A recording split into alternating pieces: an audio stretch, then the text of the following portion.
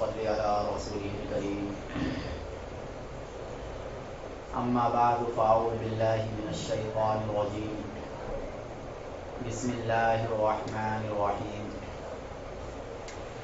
سبحان الذي أسرى بعبده ليلا من المسجد الحرام إلى المسجد الأقصى الذي باركنا حوله لنريه من آياتنا إنه هو السميع البصير صدق اللہ العظیم. سامعین محترم اور معزز ساتھیو، اللہ تعالیٰ نے ہمیں اور آپ کو جس پیغمبر کا امت بنایا وہ سب سے بڑے پیغمبر تھے. وہ امام الانبیاء، خاتم الانبیاء، فخر کائنات اور سید الانبیاء، شفیع المذنبین صلی اللہ علیہ وسلم.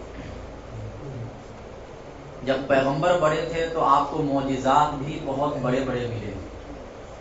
معجزات کا مطلب ہوتا ہے کہ پیغمبر کے ہاتھوں پر ایسے کام کا ہونا کہ جو کوئی دوسرا نہیں کر سکتا ہے. چنانچہ اللہ کے نبی صلی اللہ علیہ وسلم کا سب سے بڑا معجزہ قرآن کریم ہے. قرآن قیامت تک کے لیے ایک ایسی کتاب ہے کہ جس جیسی کوئی کتاب یہ ساری دنیا مل کر بھی اور سارے جنات مل کر بھی اگر پیش کرنا چاہیں تو پیش نہیں کر سکتے. اس لیے سب سے بڑا معجزہ تو قرآن کریم ہے. پھر اللہ کے نبی کا یہ بھی بہت بڑا معجزہ ہے کہ چاند کے 2 ٹکڑے ہو گئے تھے. یہ بھی بہت بڑا معجزہ ہے. اور اس کے علاوہ ہزاروں معجزات ہیں اللہ کے نبی صلی اللہ علیہ وسلم کے. لیکن ان معجزات میں ایک معجزہ معراج کا واقعہ ہے. اور ایسا اعزاز اور اکرام، ایسی عزت جو اللہ کے نبی صلی اللہ علیہ وسلم کو ملی اس کائنات میں کسی اور کو نہیں ملی. معراج کرانے میں حکمتیں کیا تھی اور اس کے مقاصد کیا تھے، یہ قرآن اور حدیث کے اندر اور علماء کرام نے اپنی اپنی کتابوں میں بیان کیا ہے. معراج کا مطلب ہوتا ہے آسمان کے اوپر جانا سیڑھی کے ذریعے سے. عام طور سے عربی زبان کے اندر اس کو اسراء والمعراج کہا جاتا ہے، یعنی رات کے سفر کو اسراء کہا جاتا ہے. معراج کا مطلب ہوتا ہے کسی بھی چیز کے ذریعے سے اوپر چڑھنا. لیکن اردو زبان کے اندر عام طور سے پورے لفظ کو ملا کر بول دیا جاتا ہے معراج. پورے سفر کے واقعے کو کہا جاتا ہے معراج. قرآن کریم نے اس کے ایک حصے کو بہت تفصیل سے بیان کیا، یعنی جو زمینی سفر ہے مسجد حرام سے مسجد اقصی تک کا جو زمینی سفر ہے اس کو قرآن نے تفصیل سے بیان کیا. اور جو اللہ کے نبی صلی اللہ علیہ وسلم کے آسمان پر جانے کا سفر ہے مسجد اقصی سے، قرآن نے اس کو اجمالاً ذکر کیا، لیکن حدیث میں اس کی تفصیل موجود ہے. اللہ کے نبی صلی اللہ علیہ وسلم جب اس سفر سے واپس آئے تو صحابہ کرام کی مجلس میں وہ تمام واقعات کو اللہ کے نبی نے بیان کیے کہ اس سفر میں اللہ کے نبی صلی اللہ علیہ وسلم کو پیش آئے تھے. اس لیے کہ اللہ کے نبی صلی اللہ علیہ وسلم کو امت کو بھی بتانا تھا، کیونکہ یہ ایسے وقت میں یہ واقعہ پیش آیا کہ اگر اللہ کے نبی نہ بتاتے تو کسی کو پتہ بھی نہیں چلتا. رات کے ایک مختصر سے وقت میں اور اتنے کم وقت میں یہ واقعہ پیش آیا، اتنا بڑا واقعہ کہ اللہ کے نبی صلی اللہ علیہ وسلم کے بتائے بغیر کسی بھی انسان کو اس کا پتہ نہیں چل سکتا تھا. اس لیے اللہ کے نبی صلی اللہ علیہ وسلم جب اس دنیا میں واپس آئے آسمان کے سفر سے تو صبح فجر کی نماز کے بعد اللہ کے نبی صلی اللہ علیہ وسلم نے یہ واقعہ تمام لوگوں کے سامنے بیان کیا. جو مومنین تھے، جو صحابہ کرام تھے، انہوں نے تو مان لیا، یقین کر لیا. اس لیے کہ ایمان نام ہے مان لینے کا، ایمان نام ہے تصدیق کرنے کا دل سے کسی بھی چیز کو. جو تصدیق نہیں کرتا ہے، جو نہیں مانتا اس قسم کے واقعات کو، پھر اس کو مومن ہی نہیں کہا جائے گا. سمجھ گئے؟ تو ایمان نام ہے دل سے کسی بھی چیز کو مان لینا. اس لیے صحابہ کرام نے مان لیا، لیکن جو اس زمانے کے مشرکین تھے ان کو ایک اور موقع مل گیا اعتراض کرنے کا کہ بھائی یہ بہت اچھا موقع ہے اور اس کے ذریعے سے نبی صلی اللہ علیہ وسلم کو جھٹلایا جا سکتا ہے، چونکہ اتنا بڑا واقعہ ایک رات میں کم سے کم نہیں ہو سکتا. آسمان کا سفر تو چھوڑو، مسجد حرام سے مسجد اقصیٰ تک کا بھی سفر اتنے کم وقت میں نہیں ہو سکتا ہے، کیونکہ اس زمانے کے لوگ تجارت کرنے کے لیے ملک شام جایا کرتے تھے، مسجد اقصیٰ جایا کرتے تھے. تقریباً 1 مہینے کا سفر تھا. وہ 1 مہینے کے سفر ایک مختصر سے وقت میں کیسے طے کیا جا سکتا ہے؟ لیکن اللہ کے نبی صلی اللہ علیہ وسلم سے یہ کام ہوا اور یہ اللہ نے کروایا، اس لیے یہ تعجب کی چیز نہیں ہے. اگر اللہ کے نبی صلی اللہ علیہ وسلم یہ دعویٰ کرتے کہ اس میں میرا عمل اور دخل ہے، یہ کام میں نے اپنے اختیار سے کیا ہے، میں نے کوئی ایسی چیز ایجاد کر لی جس پر بیٹھ کر اتنا لمبا سفر میں نے خود کر لیا ہے، تب تو اعتراض ہو سکتا تھا، تب سامنے والا یہ کہہ سکتا تھا کہ یہ انسان جھوٹا ہے. لیکن اللہ کے نبی صلی اللہ علیہ وسلم یہ کہہ رہے کہ یہ کام اللہ نے کروایا ہے. تو جب اس کی نسبت معراج کرانے کی نسبت جب اللہ کی طرف ہو گئی تو اب اس پر کسی بھی اعتراض کی کوئی ضرورت نہیں ہے. عقل میں ہماری بات آئے یا نہ آئے اس سے کوئی فرق نہیں پڑتا ہے. اس لیے اللہ تعالیٰ نے جب اس واقعے کو بیان کیا تو فرمایا سبحان الذی، پاک ہے وہ ذات جو اپنے بندے کو راتوں رات لے کے گئی. تو یہ لفظ سبحان عربی زبان میں اسی وقت استعمال ہوتا ہے جب کوئی عجیب واقعہ پیش آتا ہے. کوئی عجیب واقعہ جب پیش آتا ہے تو ایسے موقع پر عرب کے اندر سبحان اللہ کا لفظ بولا جاتا تھا. تو اللہ تعالیٰ نے بھی وہی لفظ استعمال کیا کہ یہ عجیب واقعہ ہے لیکن یہ کرایا ہے اللہ نے. سبحان الذی اسری بعبدہ لیلا من المسجد الحرام، کہ رات کے ایک تھوڑے سے حصے میں. اچھا، یہ واقعہ جو ہوا اللہ کے نبی صلی اللہ علیہ وسلم کا کوئی خواب کا واقعہ نہیں تھا، ورنہ خواب میں جنت اور جہنم کا مشاہدہ اللہ کے نبی صلی اللہ علیہ وسلم کئی مرتبہ کر چکے تھے، بیداری کی حالت میں بھی کیے ہیں. ایک مرتبہ کا واقعہ ہے کہ اللہ کے نبی صلی اللہ علیہ وسلم مسجد نبوی میں نماز پڑھا رہے تھے. اچانک آگے بڑھتے ہیں، پھر کچھ دیر کے بعد اچانک پیچھے ہٹتے ہیں، نماز ہی کی حالت میں. غالباً فجر کی نماز تھی. نماز کے بعد صحابہ کرام نے سوال کیا کہ یہ کیا واقعہ پیش آیا کہ آپ نماز کی حالت میں تھوڑا آگے بھی بڑھے اور تھوڑا پیچھے بھی ہٹے. تو اللہ کے نبی صلی اللہ علیہ وسلم نے فرمایا کہ اصل میں جنت کا پہلے مشاہدہ کرایا گیا، جنت میرے سامنے لائی ہے، تو میں نے یہ سوچا کہ اس کے کچھ پھل توڑ کر تمہیں پیش کر دوں، جنت کے کچھ پھل توڑ کر میں تمہیں پیش کر دوں، اس لیے میں آگے بڑھا تھا.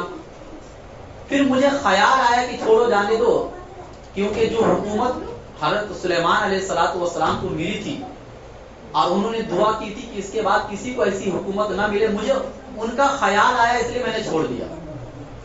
پھر اچانک جہنم مجھے پیش کی گئی میرے سامنے، تو اس کے خوفناک عذاب کو دیکھ کر میں اچانک پیچھے ہٹا. اور اس قسم کے اور بھی احادیث ہے. یہ تو بیداری کی حالت میں جنت اور جہنم کو مشاہدہ اللہ کے نبی نے کیا ہے. خواب میں بھی، اور اللہ کے نبی کا جو خواب ہوتا ہے، یعنی تمام انبیاء کے جو خواب ہوا کرتے ہیں، وہ خواب اور بیداری میں کوئی فرق نہیں ہوتا ہے، وہ وحی کے درجے میں ہوتا ہے. لیکن یہ والا جو واقعہ پیش آیا تھا یہ جسم کے ساتھ اور روح کے ساتھ پیش آیا تھا. اپنے جسد اطہر کے ساتھ اللہ کے نبی صلی اللہ علیہ وسلم 7 آسمان کے اوپر گئے تھے. اب اللہ تعالیٰ نے اس سفر کا آغاز اس طریقے سے کیا کہ من المسجد الحرام الی المسجد الاقصی. سفر کا آغاز مسجد حرام سے مسجد اقصی تک کا پہلے ہوا. یہ پہلا مرحلہ ہے. مسجد حرام کس کو کہتے ہیں؟ یعنی اصل مسجد حرام کعبہ کو ہی کہا جاتا ہے. اس لیے جب قرآن کریم میں جب اللہ نے حکم دیا کہ تم اپنا رخ مسجد حرام کی طرف کر لو، وہاں پر بھی لفظ مسجد حرام آیا، مراد اس سے کعبہ ہے. اس زمانے میں صرف کعبہ ہی تھا جس میں لوگ نماز پڑھا کرتے تھے. اس کے ارد گرد کی جو مسجدیں ہیں وہ نبی کے زمانے میں نہیں تھی. تو کعبہ سے سفر کا آغاز ہو رہا ہے. اور مسجد اقصی تک کا یہ سفر زمینی سفر ہو رہا ہے. اب یہاں پر رک کر یہ سمجھنا ہے کہ اللہ کے نبی صلی اللہ علیہ وسلم کو ڈائریکٹ مسجد حرام سے آسمان پر بھی لے کے جا سکتے تھے، لیکن مسجد حرام سے مسجد اقصی تک کا سفر کیوں ہوا؟ آخر اس کی کیا وجہ تھی؟ تو اس کی بہت بڑی حکمت ہے، اور آج کے زمانے میں اس کو سمجھنا بھی چاہیے کہ مسجد اقصی کے حالات بہت خراب چل رہے ہیں. آخر ہمارا رشتہ مسجد اقصی سے کیا ہے، یہ آج کے بہت سے مسلمانوں کو معلوم نہیں. ان کو ایسا لگ رہا ہے کہ بس یہ ایک زمین کا مسئلہ ہے. یہ زمین ہی کا مسئلہ نہیں، یہ ہمارے قبلہ اول کا مسئلہ ہے. یہ اس کا مسئلہ ہے کہ معراج کا واقعہ مسجد اقصی کے ذکر کیے بغیر آپ نہیں کر سکتے، اس کو بیان ہی نہیں کر سکتے. سمجھنا یہ ہے کہ اللہ کے نبی کا یہ سفر مسجد حرام سے مسجد اقصی تک کا اس لیے ہوا کہ ہمارے نبی کے آنے سے پہلے جتنے بھی پیغمبر آئے ان تمام کا مرکز ہدایت اور مرکز سیاست دونوں مسجد اقصی تھا. یعنی ہدایت، روحانی فیض اور روحانی غذا یہ بھی مسجد اقصی سے ہی ملتا تھا، اور سیاست یعنی نظام عالم میں تبدیلی، دنیا کے نظام میں تبدیلی، یعنی آج حکومت کسی اور کی ہے، بعد میں حکومت کسی اور کی ہو جائے گی، یہ نظام عالم میں تبدیلی بھی مسجد اقصی سے ہی ہوتا ہے. لیکن جب ہمارے نبی صلی اللہ علیہ وسلم آئے تو شروع سے مرکز ہدایت اصلاً کعبہ ہی تھا، لیکن عارضی طور پر ان تمام پیغمبر کے لیے مرکز ہدایت مسجد اقصی کو بنا دیا گیا تھا. اس لیے بنا دیا گیا تھا کہ اگر ان تمام پیغمبر کا رشتہ بھی کعبہ سے جوڑ دیا جاتا تو جیسے حالات پھر مسجد اقصی میں پھر ویسے حالات بھی کعبہ میں ہوتے. ہر مطلب یہودی بھی یہ دعویٰ کرتے کہ کعبہ میں ہمارا حصہ ہے، کرسچن بھی یہ دعویٰ کرتے کہ کعبہ میں ہمارا حصہ ہے، مسلمان بھی یہ دعویٰ کرتے. لیکن چونکہ کعبہ مرکز ہدایت ہے اس امت کے لیے، اور جو چیز مرکز ہدایت ہوتی ہے وہاں پر امن کا ہونا ضروری ہے، تبھی تو پوری دنیا میں وہاں سے فیض پہنچے گا. اس لیے اللہ تعالیٰ نے مکہ اور اس کے ارد گرد کی جگہ کو پر امن بنا دیا. اور قرآن میں اعلان کر دیا ومن دخلہ کان آمنا، جو اس حدود حرم میں داخل ہو جائے گا وہ مامون ہو جائے گا. آپ اپنے باپ کے دشمن کو بھی جو حدود حرم بنے ہوئے اس کے اندر نہ آپ اس کو ٹوک سکتے ہیں نہ اس کو آپ برا بھلا کہہ سکتے ہیں. ایسی امن کی جگہ مکہ کو اللہ نے بنایا. یہی وجہ ہے کہ پوری انسانی تاریخ میں مکہ میں کوئی جنگ آپ کو نظر نہیں آئے گی. پوری انسانی تاریخ میں اللہ کے نبی 13 سال مکہ میں زندگی گزارے نبی بننے کے بعد، اور بہت کٹھن مرحلہ تھا، لیکن مکہ کے امن ہونے کی وجہ سے اللہ تعالیٰ نے قتال کا کوئی حکم نہیں اتارا. ایک واقعہ اللہ کے نبی کے پیدا ہونے سے پہلے پیش آنے والا تھا، یعنی اصحاب فیل کا واقعہ، لیکن اللہ نے اس کو بھی روک دیا، کیونکہ مکہ کو لڑائی کی جگہ اور قتل و غارت کی جگہ اللہ کو بنانا نہیں تھا. شروع دن سے ہی مکہ اور قیامت تک یہ مکہ پر امن جگہ رہے گی، چونکہ اس کو اب قیامت تک کے لیے مرکز ہدایت بنایا گیا. روحانی فیض اگر کسی کو حاصل کرنا ہے تو وہ کعبہ سے ملے گا، آپ کو کہیں اور سے نہیں ملے گا. اور آج پوری دنیا کے اندر جو فیض پہنچ رہا ہے، اور ہم اور آپ جو زندہ ہیں اور اللہ کی نعمتیں ہم کھا رہے ہیں، یہ بیت اللہ اور کعبہ کا فیض ہے. کیونکہ قرآن کی دوسری جگہ میں اللہ نے فرمایا جعل اللہ الکعبۃ البیت الحرام قیاما للناس، اللہ نے کعبہ کو لوگوں کی اس دنیا میں زندہ رہنے کا ذریعہ سبب بنایا ہے. تو کعبہ کا تو مقام بہت اونچا ہے، یہ ہم مسلمان اس چیز کو سمجھتے ہیں. اب براہ راست اللہ کی رحمتیں اس پر اترتی ہے، لیکن جو پہلے سے مرکز ہدایت مسجد اقصی تھا اس کو منتقل کرنا تھا کعبہ کی طرف. یعنی یہ معراج کا جو یہ واقعہ ہوا ہے، اس کو صرف آپ ایک سفر نہ سمجھے کہ ایک سفر ہو گیا اللہ کے نبی کی تسلی کے لیے. اس کے پیچھے بہت بڑی حکمت ہے. میں وہی سمجھانا چاہ رہا ہوں، اور یہی سمجھا کہ انشاءاللہ بیان ختم ہو جائے گا، کہ اللہ کے نبی صلی اللہ علیہ وسلم کی طرف اور اس امت کی طرف مرکز ہدایت کو منتقل کرنا تھا مسجد اقصی سے کعبہ کی طرف. اور اس کے لیے اللہ تعالیٰ حکم بھی دے سکتے تھے ڈائریکٹ کہ بھائی اب مرکز ہدایت کعبہ ہے، لیکن اللہ نے چاہا کہ اللہ کے نبی کا اعزاز اور اکرام بھی ہو، اور یہ کام ان تمام پیغمبر کے سامنے ہو جن تمام پیغمبروں کا مرکز ہدایت مسجد اقصی رہا ہے۔ اور یہی وجہ ہے کہ اللہ کے نبی صلی اللہ علیہ وسلم کا یہ سفر مسجد حرام سے پہلے مسجد اقصی کا ہوا ہے، ورنہ اس کے پیچھے کوئی لاجک سمجھ میں نہیں آتی۔ اس کے علاوہ مسجد اقصی میں پھر تمام پیغمبروں کو جمع کیوں کیا گیا؟ اسی وجہ سے جمع کیا گیا کہ تاکہ ان تمام پیغمبروں کی نگرانی میں اس بات کا اعلان ہو جائے کہ اب مرکز ہدایت منتقل ہو رہا ہے کعبہ کی طرف، جو اصل مرکز ہدایت تھا پہلے سے بھی، لیکن اللہ تعالیٰ چونکہ کعبہ کو تمام فتنہ فساد سے بچا کے رکھنا چاہ رہے تھے، اس لیے پچھلے پیغمبروں کا مرکز ہدایت نے کیا بنایا؟ کعبہ کو، مسجد اقصی کو بنایا۔ لیکن اب یہ امت ہمیشہ رہے گی، قیامت تک کے لیے رہے گی، اور اس امت کی طرف اصل چیز کو لوٹایا جانا ہے جو اصل کعبہ ہے۔ اب مسجد اقصی ہمارے لیے کیا ہے؟ مرکز سیاست ہے، یعنی اب مرکز ہدایت تو کعبہ بن گیا، روحانی فیض ہمیں کعبہ سے حاصل ہوگا، روحانی غذا ہمیں کعبہ سے حاصل ہوگا، اس لیے ہم کعبہ کی طرف گھوم کے نماز پڑھتے ہیں وہاں کے فیض کو حاصل کرنے کے لیے۔ لیکن نظام عالم میں تبدیلی، جس کو مرکز سیاست کہا جاتا ہے، وہ آج بھی اس امت کا مسجد اقصی ہے۔ اور یہی وجہ ہے کہ اس دنیا میں جب جب اللہ تعالیٰ ارادہ فرماتے ہیں نظام عالم کو تبدیل کرنے کا، تب تب مسجد اقصی اور اس کے ارد گرد کی جگہ میں بڑی قربانی پیش کرنی پڑتی ہے۔ یہ ایسا نہیں کہ صرف ہمارے نبی کے آنے کے بعد ایسا ہوا، حضرت موسیٰ علیہ السلام کے زمانے میں بھی جب بنی اسرائیل کو ایک بڑا مقام اللہ دینا چاہ رہے تھے اور مسجد اقصی اس کے ارد گرد کی جگہ پر غیروں کا قبضہ تھا، تو بھی اللہ نے یہی حکم دیا تھا کہ اس شہر میں داخل ہو جاؤ اور اس کو اپنے قبضے میں لو، کیونکہ میں بنی اسرائیل اور یہودیوں کو پوری دنیا پر حکومت دینا چاہتا ہوں، اور پوری دنیا پر حکومت مسجد اقصی کو اپنے قبضے میں لیے بغیر نہیں ہو سکتی۔ یہ اللہ نے طے کر دیا ہے، یہ شروع زمانے سے نظام عالم کی تبدیلی کا تعلق مسجد اقصی سے ہے۔ اور اسی وجہ سے اللہ کے نبی صلی اللہ علیہ وسلم کے ہاتھوں میں یہ نظام عالم آنے والا تھا، تو حضرت عمر فاروق رضی اللہ تعالیٰ عنہ نے اپنے دور خلافت میں شروع دور میں سب سے پہلا کام جو کیا وہ مسجد اقصی کو فتح کیا، کیونکہ ان کو بھی معلوم تھا کہ پورا نظام عالم اسلام کے تابع اسی وقت بنے گا جب یہ مسجد اقصی ہمارے قبضے میں آ جائے۔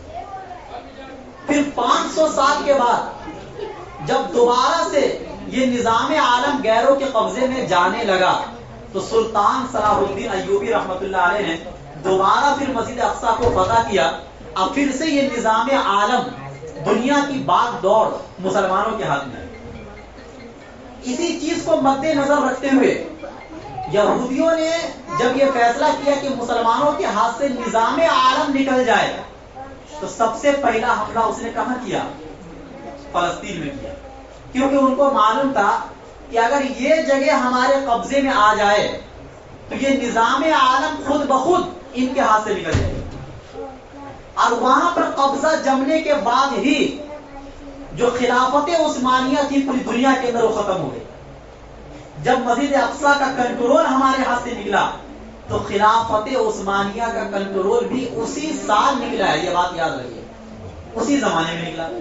اس سے آپ اندازہ لگائیے کہ مسجد اقصی کی کیا ویلیو ہے اسلام کے اندر۔ اگر آپ چاہتے ہیں کہ پوری دنیا میں کنٹرول مسلمان کا ہو اور پھر سے وہ عالم، وہ نظام آئے جو صحابہ کے زمانے میں اور جو 700 سال تک چلا ہے، تو مسجد اقصی کے لیے ہم سب کو کوشش کرنا ہے اس کی آزادی کے لیے، اور مسلمانوں کو دوبارہ وہ مسجد مل جائے مکمل طور سے، اس چیز کے لیے دعا کرنا ہے۔ اسی لیے اللہ کے نبی صلی اللہ علیہ وسلم کا یہ سفر مسجد حرام سے مسجد اقصی کا ہوا، اور مسجد اقصی میں تمام پیغمبروں کو جمع بھی کیا گیا اسی لیے کہ اللہ کے نبی صلی اللہ علیہ وسلم اس مسجد میں امامت کر کے یہ بتلا دے کہ اب تک جو پہلے امام ہوا کرتے تھے اس مسجد کے، اب وہ آج مقتدی ہے.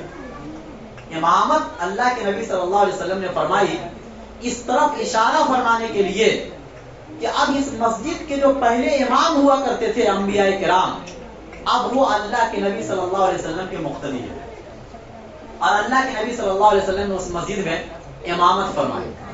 پھر وہاں سے اللہ کے نبی صلی اللہ علیہ وسلم کا آسمانوں کا سفر ہوا، اور وہاں پر بھی تمام پیغمبروں کو ہر آسمان پر الگ الگ پیغمبروں کو بلایا گیا استقبال کے لیے. جیسے پہلے آسمان پر حضرت آدم علیہ السلام، چونکہ وہ یعنی وہ تمام انسانوں کے باپ ہیں، ابو الانسان ہے وہ، اس لیے پہلی ملاقات ان سے ہوئی. پھر دوسرے آسمان پر حضرت عیسیٰ علیہ السلام سے ملاقات ہوئی. تیسرے آسمان پر حضرت یوسف علیہ السلام سے ملاقات ہوئی. چوتھے آسمان پر حضرت ادریس علیہ السلام سے ملاقات ہوئی. پانچویں پر حضرت ہارون علیہ السلام سے ملاقات ہوئی. اور چھٹے پر حضرت موسیٰ علیہ السلام سے ملاقات ہوئی. اور ساتویں پر بیت معمور کے پاس حضرت ابراہیم علیہ السلام سے ملاقات ہوئی. یہ بیت معمور جیسے اس دنیا کے اندر انسانوں کے طواف کرنے کی جگہ کعبۃ اللہ ہے، تو فرشتوں کے طواف کرنے کی جگہ ساتوں آسمان کے اوپر بیت معمور ہے. اور اس کا بھی ذکر اللہ نے قرآن کریم میں فرمایا وَالطُّورِ وَكِتَابٍ مَّسْطُورٍ، اسی میں وَالْبَيْتِ الْمَعْمُورِ، قسم ہے بیت معمور کے. حدیث میں آتا ہے کہ ایک مرتبہ 70,000 فرشتے جب طواف کر لیتے ہیں تو دوبارہ اس فرشتے کی باری نہیں آتی ہے، نمبر نہیں آتا ہے. سوچئے کتنے فرشتے ہوں گے اللہ تعالیٰ کے، جس کا آپ اندازہ بھی نہیں کر سکتے. پھر بیت معمور سے اللہ کے نبی صلی اللہ علیہ وسلم اور اوپر کا سفر کیے، سدرۃ المنتہا تک پہنچے. اب پھر سدرۃ المنتہا سے اوپر کا سفر صریف اقلام، یعنی وہ قلم جس سے تقدیریں لکھی جاتی ہیں، اس لکھنے کی آواز تک اللہ کے نبی صلی اللہ علیہ وسلم پہنچے. خود اپنے کانوں سے اللہ کے نبی صلی اللہ علیہ وسلم نے ان آوازوں کو سنا. یہ اتنا بڑا اعزاز اور اکرام ہمارے نبی صلی اللہ علیہ وسلم کو دیا گیا.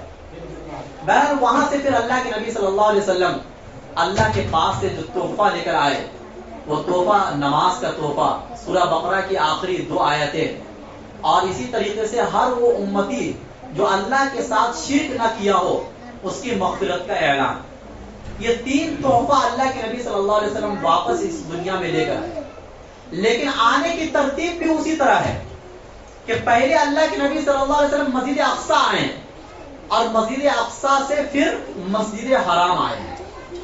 یہ اسی لیے کہ دوبارہ سے پھر یہ اعلان ہو جائے کہ اب مرکز ہدایت کیا بن گیا ہے؟ کعبہ بن گیا ہے. تو اللہ تعالیٰ نے جو ان 2 مسجدوں کا ذکر کیا قرآن کریم کے اندر، ایک مسجد حرام اور دوسرے مسجد اقصی، یہ 2 مسجد کا تعلق ہم انسانوں کے ساتھ، خصوصاً ایمان والوں کے ساتھ بہت گہرا رشتہ ہے. اللہ کے نبی صلی اللہ علیہ وسلم نے ایک حدیث میں یہ فرمایا کہ ایک زمانہ آئے گا جو بہت فتنے فساد والا ہوگا. اس زمانے میں ایمان بچانا بہت مشکل ہو جائے گا. صحابہ نے پھر سوال کیا کہ ہم کہاں جائیں؟ تو اللہ کے نبی صلی اللہ علیہ وسلم نے فرمایا کہ ملک شام اور مسجد اقصی چلے جانا. ایک حدیث میں اللہ کے نبی صلی اللہ علیہ وسلم نے فرمایا کہ میری امت کی ایک جماعت برابر حق کے لیے لڑتی رہے گی، حق کے لیے برابر لڑتی رہے گی، وہ ہدایت پر ہوں گے وہ لوگ. صحابہ نے سوال کیا کہ وہ لوگ کہاں ہوں گے؟ اللہ کے نبی صلی اللہ علیہ وسلم نے فرمایا کہ وہ بیت المقدس اور اطراف بیت المقدس میں وہ جماعت ہوگی. اور اللہ کے نبی صلی اللہ علیہ وسلم نے اس حدیث میں یہ بھی فرمایا کہ دنیا ان کو تنہا چھوڑ دے گی، لیکن دنیا کا تنہا چھوڑنا ان کو نقصان نہیں پہنچائے گا.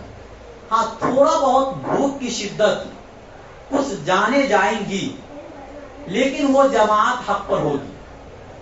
تو پتہ یہ چلا کہ آخری زمانے میں ایمان کا تعلق مسجد اقصی سے ہے. جس کے دل میں اس مسجد کی محبت ہوگی اور وہاں کے لوگوں سے محبت ہوگی اور وہاں کے لوگوں کو صحیح سمجھیں گے، تو یہ سمجھیے کہ وہ مومن انسان ہے، اس کے دل میں ایمان کی رمق باقی ہے. اور جن کو یہ لگ رہا ہے کہ وہاں کے لوگ غلط کر رہے ہیں، وہ صحیح لوگ نہیں ہیں جیسے بہت سے لوگ کہتے ہیں، تو یہ منافق انسان ہے. پھر ایسے لوگوں کے ایمان کا کوئی بھروسہ نہیں ہے۔ بہرحال اللہ کے نبی صلی اللہ علیہ وسلم کا یہ سفر مسجد حرام پر آ کر پورا اور مکمل ہو جاتا ہے، لیکن جب صبح کے وقت اللہ کے نبی صلی اللہ علیہ وسلم نے صحابہ کرام کے سامنے اس بات کا اعلان کیا کہ راتوں رات میرا یہ سفر ہوا ہے مسجد حرام سے مسجد اقصیٰ کا، اور پھر مسجد اقصیٰ سے ساتوں آسمان تک کا یہ راتوں رات سفر ہوا ہے، تو صحابہ کے علاوہ جو لوگ تھے وہ مذاق اڑانے لگ گئے، کیونکہ اتنا لمبا سفر یہ ایک رات میں نہیں ہو سکتا ہے، حالانکہ یہ اللہ نے کرایا تھا۔ آپ کو معلوم ہونا چاہیے کہ لفظ براق آیا، جس براق سواری پر سوار ہو کر اللہ کے نبی صلی اللہ علیہ وسلم زمینی سفر کیے تھے۔ براق کا مطلب ہوتا ہے بجلی کی چمک، یعنی اس جانور کا نام براق اس لیے رکھا گیا کہ اس کی رفتار بجلی کے چمک کی طرح تھی، اور روشنی ایک سیکنڈ میں کتنا لمبا فاصلہ طے کرتی ہے آپ کو معلوم ہے؟ 3 لاکھ کلومیٹر کا سفر ایک سیکنڈ میں روشنی طے کرتی ہے۔ 3 لاکھ کلومیٹر کا سفر روشنی ایک سیکنڈ میں طے کرتی ہے۔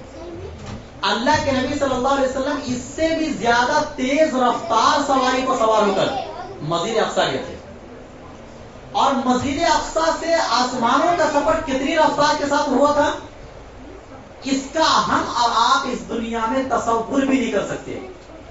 یہ اس رفتار کے ساتھ ہوا تھا جس رفتار کے ساتھ حضرت جبرائیل امین آسمان سے دنیا پر آتے تھے اور دنیا سے پھر واپس آسمان پر جاتے تھے۔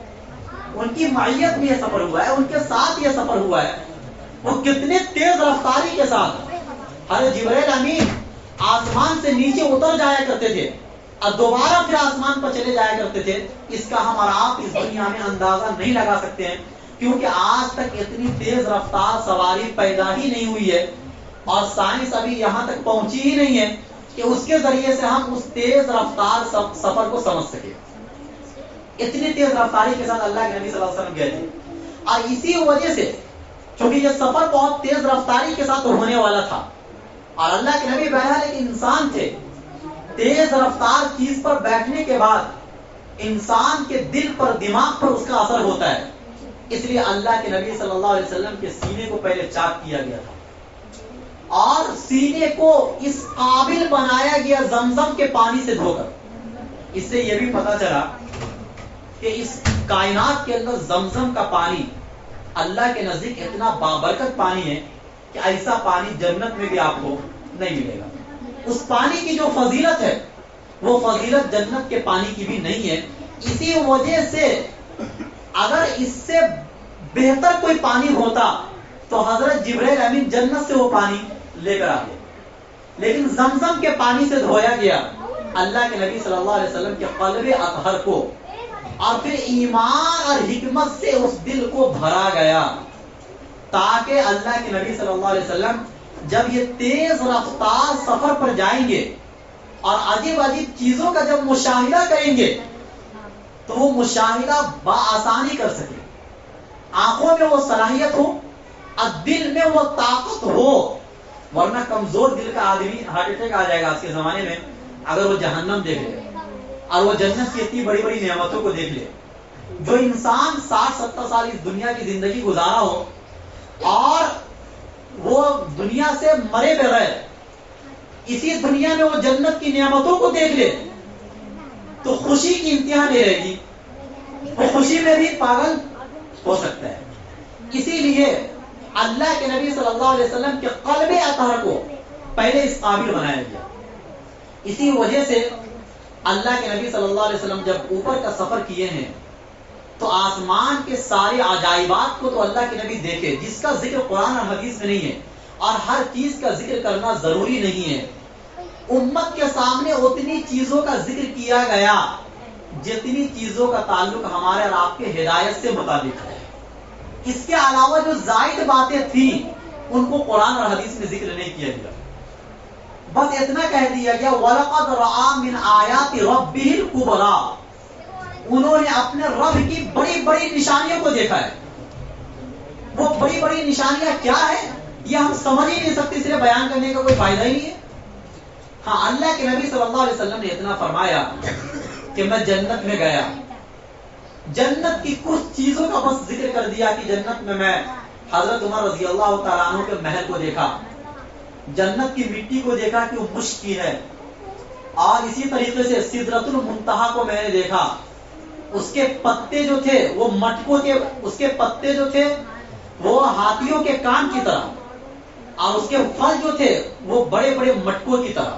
بس ایک مثال سے سمجھائے کہ اس سے زیادہ آپ نہیں سمجھ سکتے، کیونکہ صحیح مسلم کی ایک دوسری حدیث میں اللہ کے نبی صلی اللہ علیہ وسلم نے فرمایا کہ سدرۃ المنتہا پر جو منظر میں نے دیکھا ہے کسی انسان کے بس میں نہیں ہے تو اس دنیا میں الفاظ کے سانچے میں ڈھال کر اس کو بیان کر سکے.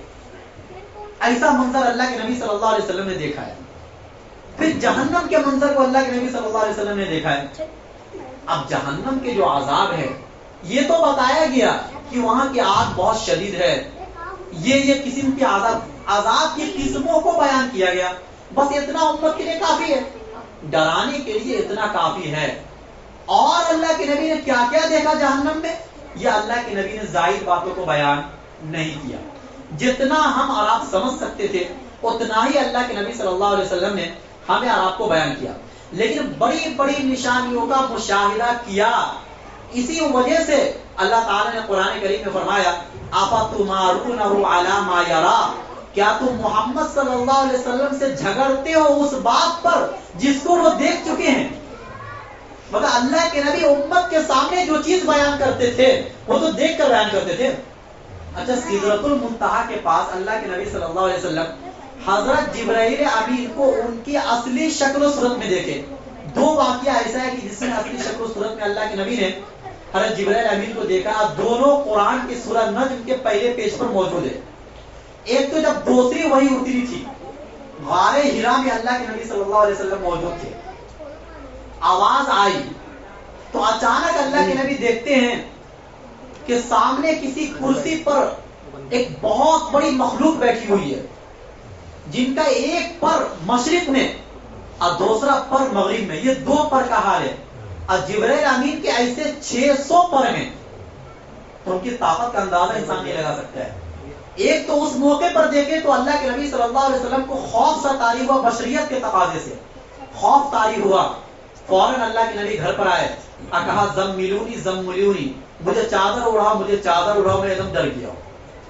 اب دوسرا موقع سدرۃ المنتہا کے پاس اللہ کے نبی صلی اللہ علیہ وسلم نے جبرائیل امین کو دیکھا ان کی اصلی شکل و صورت میں، لیکن وہاں نہیں گھبرائے. کیوں؟ اس لیے کہ وہاں پہلے ہی دل کو اس قابل بنا دیا تھا کہ وہاں کی بڑی بڑی نشانیوں کو دیکھنے کے بعد بھی اللہ کے نبی صلی اللہ علیہ وسلم کے قلب اطہر پر وہ اثر نہیں ہو سکتا تھا. اچھا، یہ دو مرتبہ اللہ کے نبی صلی اللہ علیہ وسلم نے آخر جبرائیل امین کو ان کی اصلی شکل و صورت میں کیوں دیکھا؟ اس کی کیا وجہ تھی؟ اس کی وجہ یہ تھی کہ ایک مرتبہ کفار مکہ نے یہ اعتراض کیا کہ جو فرشتہ تمہارے پاس قرآن لے کر آتا ہے وہی لے کر آتا ہے، وہ تو انسانی شکل میں آتا ہے، یہ ہمیں کیسے پتا چلے گا کہ وہ صحیح میں اللہ کے فرشتے ہیں جو آپ تک پیغام لے کر آتے ہیں؟ اسی چیز کا جواب دینے کے لیے اللہ تعالیٰ نے سورہ نجم پوری مکمل اتاری ہے، اور اسی میں یہ فرمایا علمہ شدید القوا، ان کو جو سکھلاتے ہیں وہ ایک دم طاقتور فرشتے سکھلاتے ہیں. یعنی جبرائیل امین مراد ہے. ذو مرۃ فاستوى، جو بہت طاقتور ہے اور وہ برابر ہوئے، یعنی غار ہرا کے سامنے ایک مرتبہ برابر ہوئے اور اللہ کے نبی دیکھے. وَهُوَ بِالْأُفُقِ الْأَعْلَى، وہ آسمان پر لٹکے ہوئے تھے. ثم دنا فتدلى، وہ اور قریب ہوئے اور قریب ہوئے.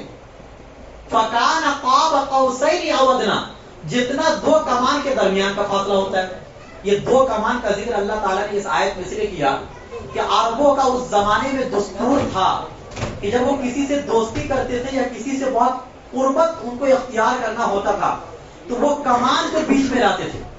ادھر سے بھی ایک کمان، ادھر سے بھی ایک کمان، اس سے دوستی ہوتی تھی ان کی. تو اسی لیے اس محاورے کو اللہ تعالیٰ نے قرآن کریم میں استعمال فرمایا. تو ایک تو اس موقع پر جبرائیل امین کو اللہ کے نبی نے دیکھا، ایک سدرۃ المنتہا کے پاس عند سدرۃ المنتہا.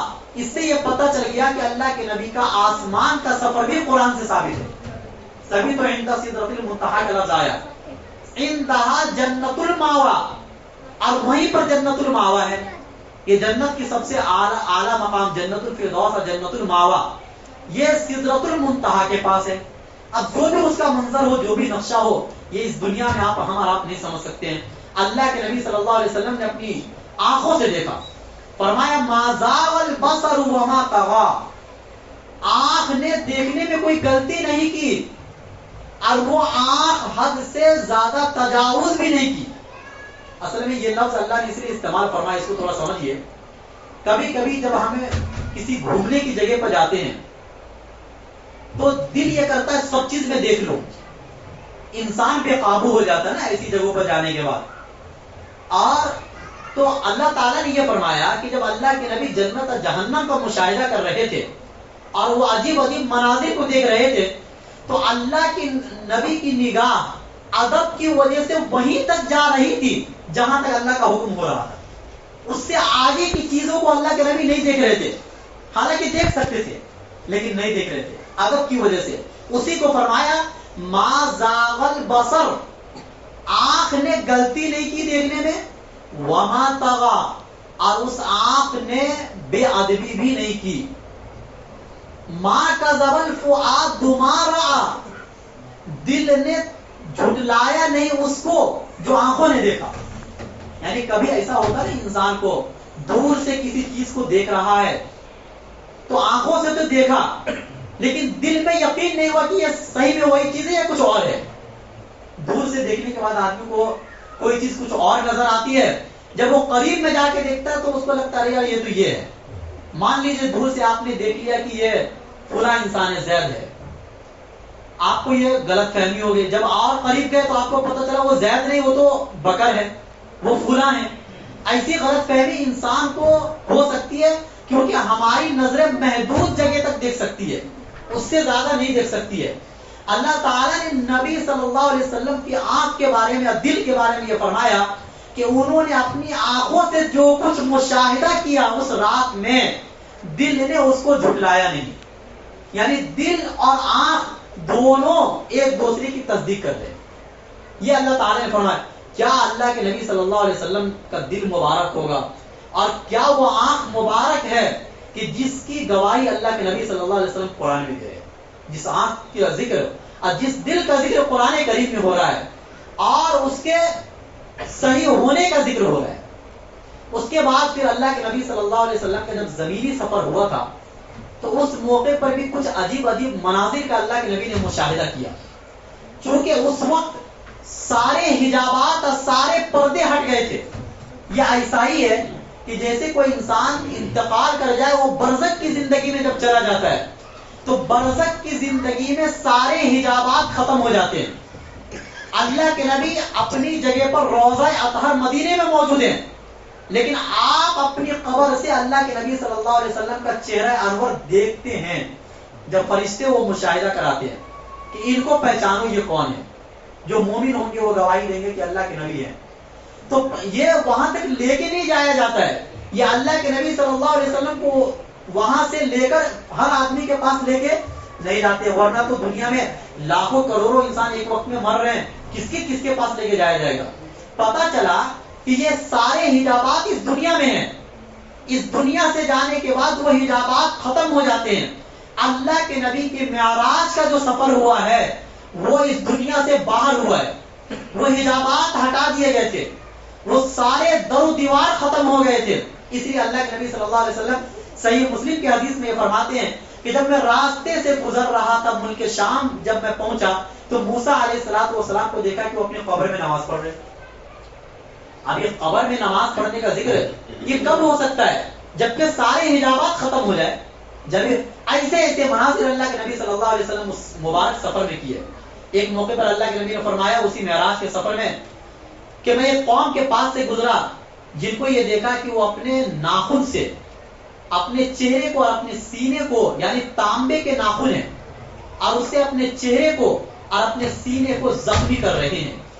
میں نے جبرائیل امین سے سوال کیا کہ یہ کون لوگ ہیں؟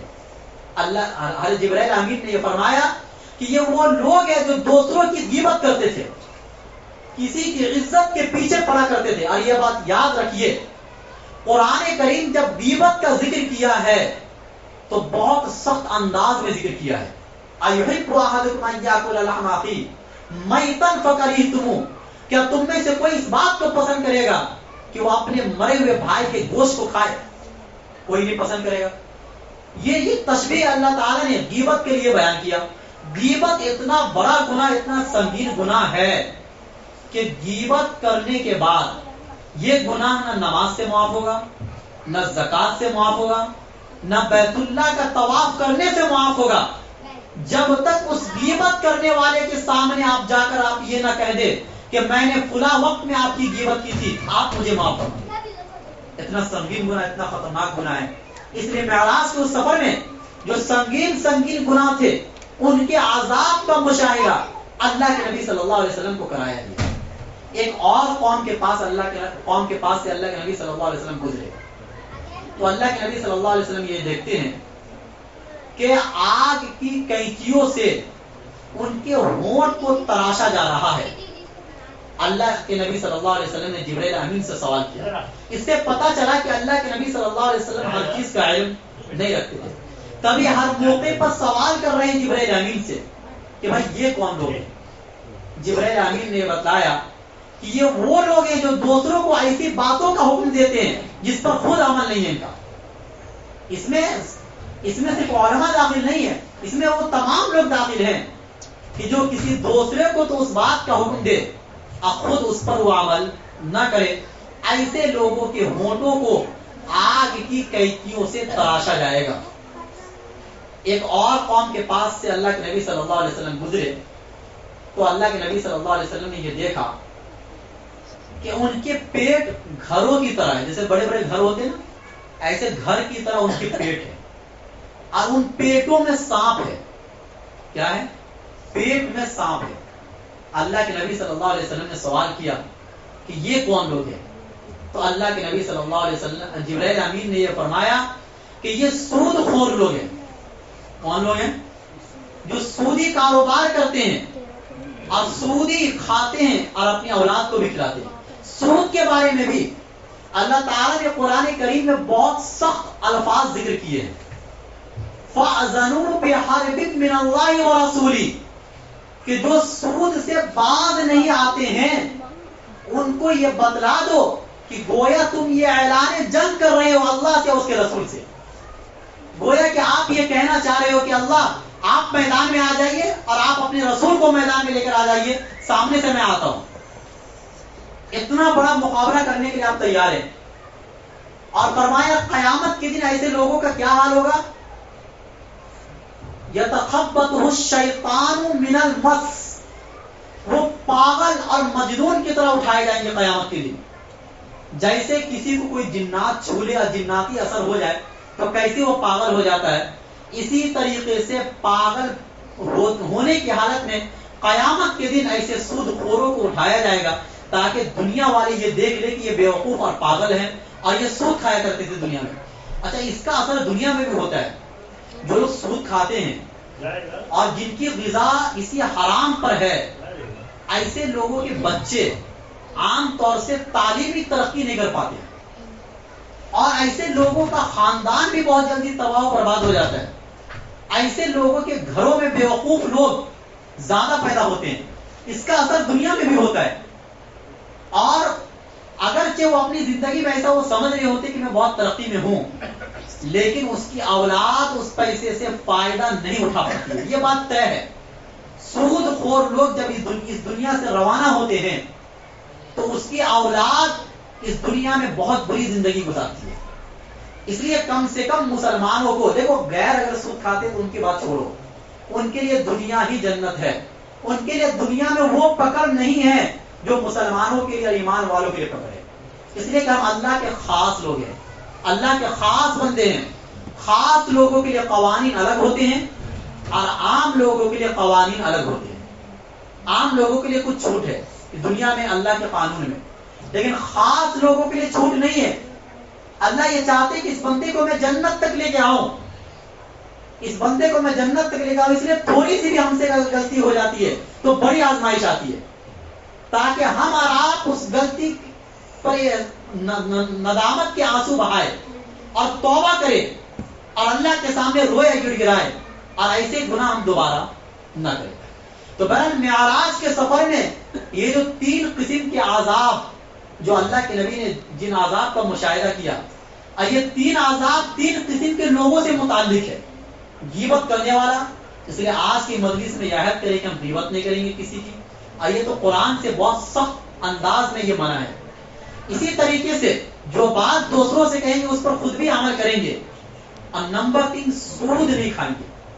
اگر ملوث ہو گئے ہیں تو توبہ کر لے، آئندہ ایسا گناہ نہ کرنے کا پختہ عزم اور ارادہ کرے. اور جو اللہ کے نبی 3 تحفہ لے کر آئے تھے اس پر بھی غور کر لیجیے کہ ایک تو یہ کہ نماز کا تحفہ. اب نماز کتنی اہم چیز ہے نا، کہ ایمان کے بعد سب سے پہلا نمبر نماز کا آتا ہے. اللہ کے نبی جب اس دنیا سے رخصت فرما رہے تھے تو آخر وقت میں جس چیز کی اللہ کے نبی نے وصیت فرمائی اور نصیحت فرمائی وہ نماز کی نصیحت تھی. ایک طرف حقوق اللہ ہے الصلاۃ الصلاۃ وما ملکت ایمانکم، دوسری طرف حقوق العباد ہے، جو آپ کے ماتحت لوگ ہیں، جو آپ کے بچے ہیں، ایسے لوگوں کے ساتھ نرمی کا برتاؤ کرو. لیکن اس میں سے ایک نماز بھی ہے. نماز کے معاملے میں اللہ کے نبی بہت سخت تھے. اللہ کے نبی صلی اللہ علیہ وسلم نے فرمایا کہ جو مسلمان مرد جماعت سے نماز نہیں پڑھتے ہیں، میرا دل یہ چاہتا ہے کہ میں آج مصلی پر کسی اور کو کھڑا کر دوں اور ایسے لوگوں کے گھر جا کے گرا دوں، جلا دوں. آج جو گھر توڑے جا رہے ہیں ہمارے بلڈوزر سے اور بھی طرح طرح کے نقصان پہنچائے جا رہے ہیں، کہیں ایسا تو نہیں کہ یہ اللہ کے نبی صلی اللہ علیہ وسلم کی اس بد دعا کا اثر ہے؟ کہ اللہ کے نبی کا یہ منشا تھا کہ ایسے لوگوں کے گھر کو میں توڑ جلا دوں. آج مسجدیں توڑی جا رہی ہیں، مسجدوں کو گرایا جا رہا ہے، کہیں یہ اس بات کی وجہ سے تو نہیں کہ ہم نے مسجد کو پہلے سے ویران کیا ہے. تو مسجدیں ہمارے ہاتھوں سے چھینی جا رہی ہیں، پھر اس پر افسوس کر کے کیا فائدہ؟ پہلے آپ مسجدوں کو آباد کرو. جب آپ آباد کریں گے تو اللہ آپ کو بھی آباد کرے گا اور آپ کی نسلوں کو بھی آباد کرے گا. یہ اللہ کا گھر ہے. اس لیے اس بات کا عہد کرے کہ ہم 5 نماز جہاں بھی موقع ملے جماعت کے ساتھ پڑھیں گے. مردوں پر جماعت کے ساتھ نماز پڑھنا یہ واجب ہے، تو جماعت کے ساتھ نماز پڑھیں گے. ہاں بہت مجبوری ایسی پیش آ گئی جس میں نہیں پڑھ سکے تو افسوس ہونا چاہیے، اور جیسے موقع ملے ویسے ہی آپ اس نماز کے فوراً قضا کریں. اور فجر کی نماز بھی جماعت کے ساتھ پڑھیں گے. آج کل کا جو اسلام ہے نا لوگوں کا، وہ ایسا اسلام ہو گیا ہے کہ رجب کے مہینے کا اسلام الگ ہے، شعبان کے مہینے کا اسلام الگ ہے، رمضان کے مہینے کا اسلام الگ ہے، محرم کے مہینے کا اسلام الگ ہے، ربیع الاول کے مہینے کا اسلام الگ ہے. ایسا اسلام اللہ کو پسند نہیں ہے. اسلام اس بات کا تقاضا کرتا ہے کہ آپ پورے سال ایک حالت پر رہیں، بلکہ اس میں ترقی ہو یہ تو پسند ہے، لیکن تنزلی نہ ہو، گراوٹ نہ ہو. ہم کوئی رات آئی اس میں نماز پڑھ لیے باقی فری ہو گئے، یہ کیا ہے؟ آپ خود اس بات کو سوچئے رات کی تنہائی میں بیٹھ کر کہ کہیں یہ اللہ کے دین کے ساتھ مذاق تو نہیں ہے. ایسے لوگوں کا کیا حکم ہوتا تھا نبی کے زمانے میں، اور اگر اس زمانے میں صحابہ ہوتے یا نبی ہوتے تو کیا ہمارا شمار مسلمانوں کی فہرست میں ہوتا یا منافقین کی فہرست میں ہوتا؟ اس زمانے میں منافقین بھی بہت تھے جو صف اول میں نماز پڑھا کرتے تھے، جو 5 وقتہ نماز جماعت کے ساتھ پڑھا کرتے تھے، اس کے باوجود بھی وہ جہنمی. اور ہم ساری نماز کو چھوڑ کر، سارے اعمال کو چھوڑ کر پھر بھی ہم جنتی، یہ کیسے ہو سکتا ہے؟ اس لیے اللہ کے نبی صلی اللہ علیہ وسلم نے ایک حدیث میں فرمایا کہ مجھے تعجب ہے اس شخص پر کہ جو جنت کا طلبگار ہے اور پھر بھی جہنم سے بچنے کی کوشش نہیں کرتا. اب مجھے تعجب ہے اس شخص پر بھی جو جہنم سے بچنا چاہ رہا ہے پھر بھی وہ جنت والے اعمال نہیں کرتا ہے. بھئی یہ متضاد ہے نا، تضاد ہے تو عمل میں اور قول میں اور نیت میں تضاد ہے. دل میں تو یہ ہے کہ ہم جنت میں جائیں گے لیکن اعمال جہنم والے ہیں. دل میں تو یہ ہے کہ ہم جہنم سے بچیں گے اور اللہ تعالیٰ سے دعا بھی کرتے ہیں اور اللہ ہم سب کو بچائے بھی، لیکن ہمارے اعمال جنت والے نہیں ہیں. بھئی جنت والے اعمال تو بہت سارے ہیں، اس میں سر فہرست تو نمازی ہے نا. قیامت کے دن سب سے پہلے نماز کا تو حساب کیا جائے گا. نماز کے معاملے میں اگر آپ پاس ہو گئے تو سارے اعمال پر اللہ تعالیٰ جو ہے نا پھیر دیں گے، قدم پھیر دیں گے کہ بھائی جاؤ یہ جنت میں چلے جاؤ. لیکن اگر آپ کی نماز ہی خراب ہو گئی تو پھر آگے سارے معاملے اٹک جائیں گے. اور یہ ابھی موقع ہے توبہ کرنے کا، افسوس کرنے کا، جو بھی ہے وہ ابھی موقع ہے. اس دنیا سے نکل جانے کے بعد یہ موقع بھی ہاتھ سے نکل جائے گا. تو اسی لیے اس مجلس میں بیٹھ کر، چونکہ بیان اور تقریر یہ کوئی چیز نہیں ہے اور مقصد یہ نہیں ہوتا ہے. معراج کا واقعہ بیان کرنے سے مقصد اصل نماز کی ترغیب ہے. اصل کیا ہے؟ نماز کی ترغیب ہے. اس لیے اس مجلس میں بیٹھ کر سب سے پہلے اپنی زندگی کو بدلنے کا ارادہ کرے. چونکہ حالات الگ ہیں ابھی. اب وہ پہلے جیسے حالات نہیں ہے کہ بھائی جیسا چل رہا چلنے دو، زندگی گزر جائے گی، دنیا سے چلے جائیں گے. نہیں، ویسے حالات نہیں ہیں. حالات ایسے کہ آپ اپنے آپ کو بدلے، اپنے دل کو بدلے. دل میں دشمنی، حسد، کینہ، تکبر جو ایمان کو کھا جاتا ہے، یہ سب وہ گناہ، اصل میں یہ سب کو گناہ بھی ہم نہیں سمجھ رہے نا، یہ سب وہ گناہ جو ایمان کو کھا جاتا ہے. ان تمام گناہوں سے اپنے دل کی اصلاح کرے، اپنے دل کو پاک کرے. اور اسی طریقے سے یہ عہد کرے کہ آج سے کوئی بھی نماز ہم نہیں چھوڑیں گے. آپ ایک قدم تو بڑھائیے پہلے، تو آگے اللہ تعالیٰ آپ کو توفیق دیں گے، نمازوں کی توفیق دیں گے، سارے اعمال صالحہ کے کرنے کی توفیق دیں گے. اتنی لمبی رات ہے ٹھنڈی کے مہینے میں، جو انسان ٹھنڈی میں فجر کی نماز نہ پڑھ سکا وہ پورے سال فجر کی نماز نہیں پڑھ پائے گا. رمضان کے مہینے کو چھوڑ کے وہ نہیں پڑھ پائے گا، کیونکہ اتنی لمبی رات ہے کہ اگر آپ 12 بجے بھی سوئیں گے نا تو آپ کی نیند مکمل ہو جاتی ہے. آپ کی نیند کیا ہو جاتی ہے؟ مکمل ہو جاتی ہے. آدمی 5 بجے بھی اٹھے گا، 5:30 بجے بھی اٹھے گا، اس کے بعد بھی اٹھے گا تو بھی اس کی نماز، اس کو نماز مل جائے گی فجر کی. پھر بھی اتنی سستی اور کاہلی ہے کہ ہم نماز کے لیے نہیں آتے ہیں. تو یہ اللہ تعالیٰ کی پناہ ہے. ایسے اعمال سے اللہ تعالیٰ ہم سب کی حفاظت فرمائے. اور یہ دعا کرے، یہ عہد کرے کہ آج سے انشاءاللہ کوئی بھی نماز نہیں چھوڑیں گے، خصوصاً فجر کی نماز نہیں چھوڑیں گے. فجر کی نماز چھوڑنے والا منافق ہے. فجر اور عشاء کی نماز چھوڑنے والا کیا ہے؟ چاہے دونوں نماز ایک ساتھ چھوڑ دے یا دونوں میں سے کوئی ایک آپ چھوڑے. چھوڑنے کا مطلب ہوتا ہے 1-2 دن چھوڑ جائے تو اس پر کوئی پکڑ نہیں ہے. ایک ہوتا ہے چھوٹ جانا، ایک ہوتا ہے چھوڑنا جان بوجھ کر. ایک آدمی یہ کہہ رہا ہے کہ میری نیند ہی نہیں کھل رہی ہے، تو نیند 1-2 دن نہیں کھلتی ہے، پورے مہینے نہیں کھلی. ایسا ہو سکتا ہے کیا؟ بھائی ایک آدمی کی جاب لگی، اس کو 7 بجے جانا ہے، تو ایک دن وہ سیٹ کو بولے گا کہ بھائی آج میری نیند نہیں کھلی. دوسرے دن بولے گا، چلو سیٹ بولے گا ہاں یار انسان ہے، اٹھنے میں تھوڑی بہت لیٹ ہو گئی.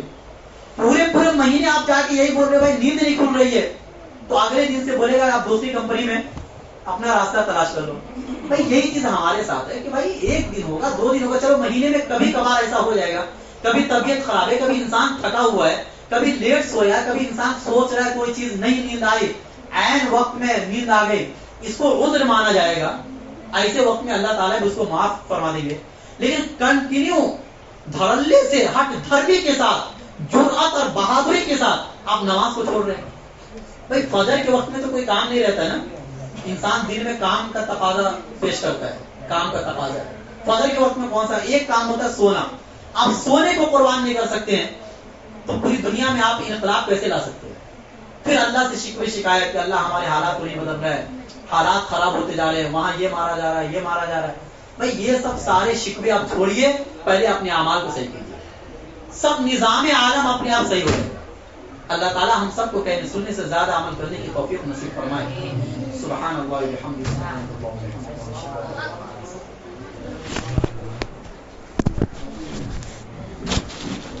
بسم اللہ الرحمن الرحیم. اللهم صل علی محمد وعلى ال محمد كما صليت على ابراہیم وعلى ال ابراہیم انك حمید مجید. اللهم بارک علی محمد وعلى ال محمد كما باركت على ابراہیم وعلى ال ابراہیم انك حمید مجید.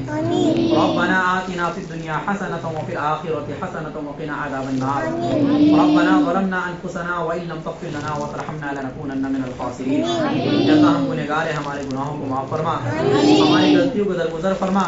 اللہ اپنی رضا، اپنی خوشنودی نصیب فرما. اللہ اپنا پیار، اپنا دھیان، اپنا استحضار نصیب فرما. اللہ پیارے نبی سے محبت عطا فرما، نماز سے محبت عطا فرما، قرآن سے محبت عطا فرما. اللہ تلاوت قرآن کی توفیق نصیب فرما.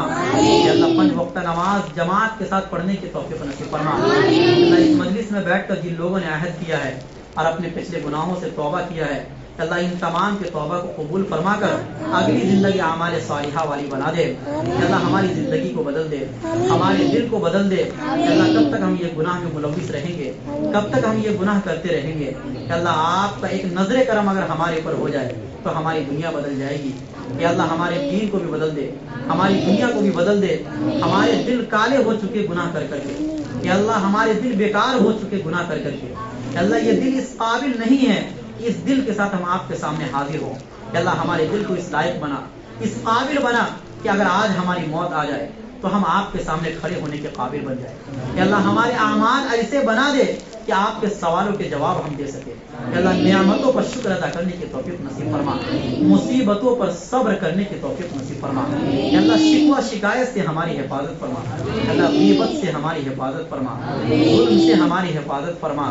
یا اللہ حسد سے ہماری حفاظت فرما، دشمنی سے ہماری حفاظت فرما. یا اللہ آپس میں پیار اور محبت عطا فرما. یا اللہ آپس میں مل جل کر رہنے کی توفیق نصیب فرما. یا اللہ امت مسلمہ کی حفاظت فرما. یا اللہ امت مسلمہ کے اوپر جو حالات آئے ہوئے ہیں اللہ ان حالات سے ہمیں نکال دے. یا اللہ خصوصاً مسجد اقصیٰ کی حفاظت فرما، مسجد اقصیٰ کے مسلمانوں کی حفاظت فرما. یا اللہ ان کے جیسا ہمارا ایمان بنا. یا اللہ ان کی جیسی مضبوطی ایمان میں جو ہے یا اللہ وہ مضبوطی ہمیں بھی عطا فرما.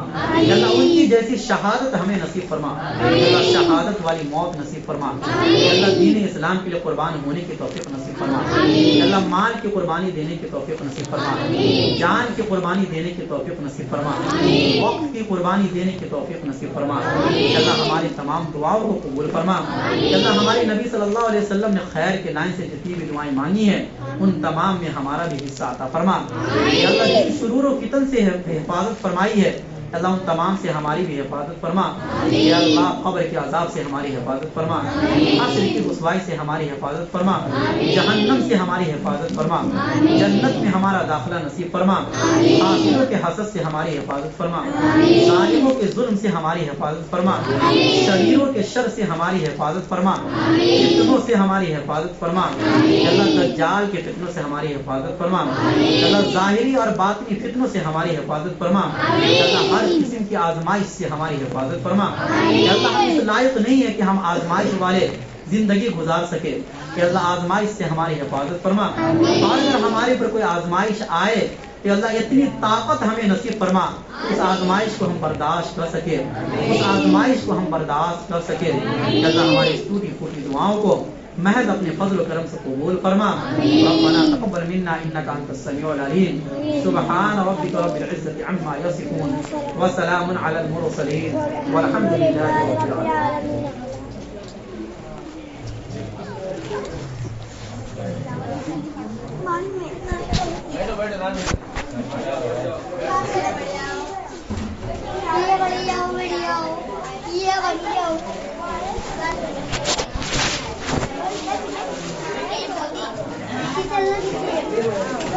बैठ जा, नहीं चाहिए तो मेरे को देके जा.